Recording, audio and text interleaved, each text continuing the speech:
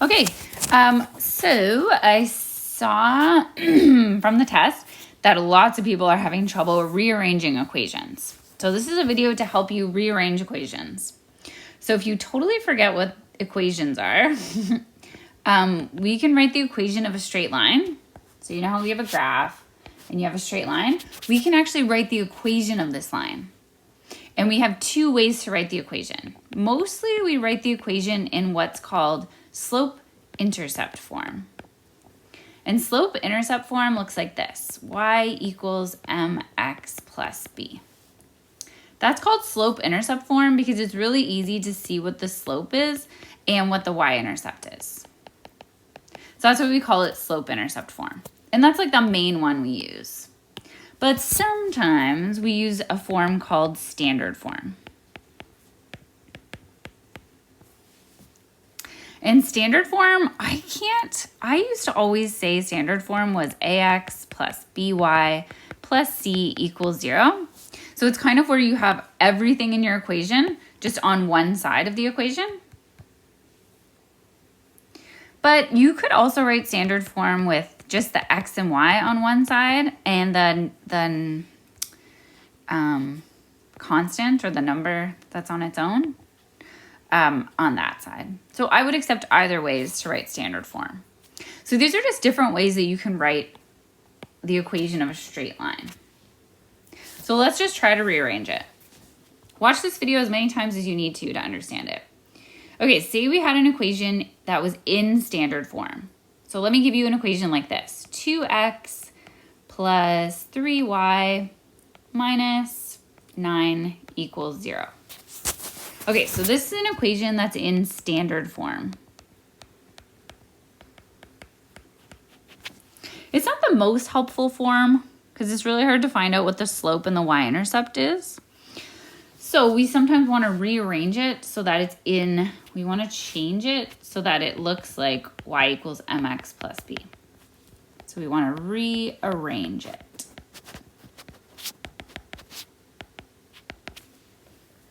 Okay, so look what we have to do. We got to get y alone. Okay, here's y.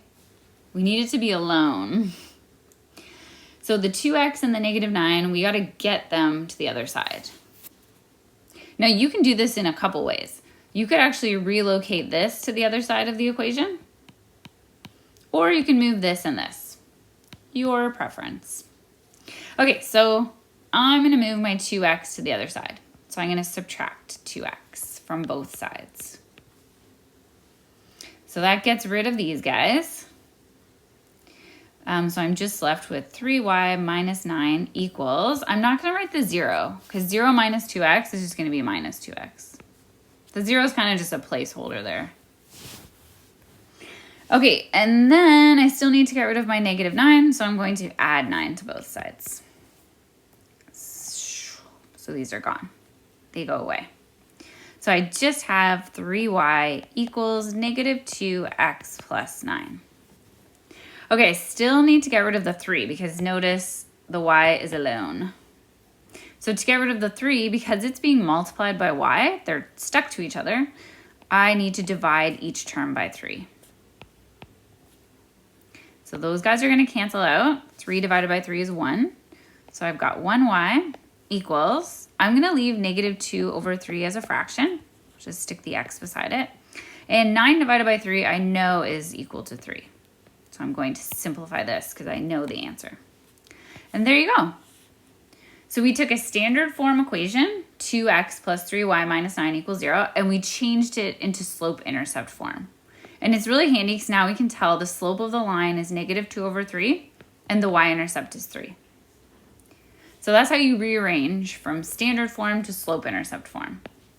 I'm going to just show you how to do the opposite, and then I'm done. Okay, so y equals 4x plus, oh, you know what? I'm going to show you a tricky one. Y equals 1/2 x minus 5, let's say. So this is called slope-intercept form. And we want to change it. Let's rearrange it so it looks like ax plus by plus c equals 0. let's make it look like that. Or if you left the C on the other side, that's fine too. Okay, here we go. So I think I'm just gonna move this y to the other side. To me, I think that's the easiest. So to do that, to move something, I'm going to subtract y, because y minus y would leave me with 0, which is what I want.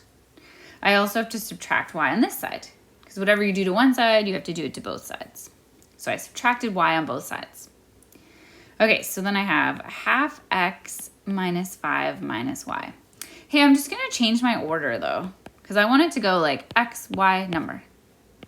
So I'm just going to switch those around. So 1/2 x minus y minus 5.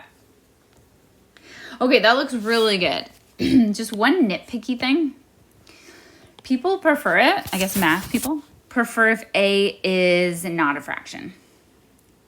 So they would like a to be like 1, 2, 3, 4. They don't want a to be a negative or a fraction. Don't make a, a fraction, I can't write, or negative.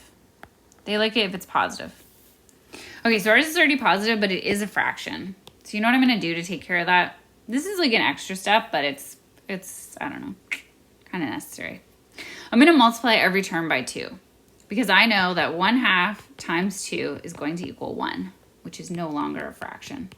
Basically, I just check the denominator and I'm multiplying the whole, every term by the denominator. So I'm gonna multiply this term by 2, I'm gonna multiply this guy by 2, and I'm gonna multiply this guy by 2. So that'll leave me with 1/2 times 2 is just 1, so 1x, minus 2 times y is 2y, minus 5 times 2 is 10. And there's my perfect standard form. So that's, and if you don't like the 0 on the left, it's actually the exact same if you write it like this. It's also cool. So that's how you rearrange between standard, slope-intercept, and slope-intercept and standard. You can totally rewatch these videos, but the more practice you do of them, the better.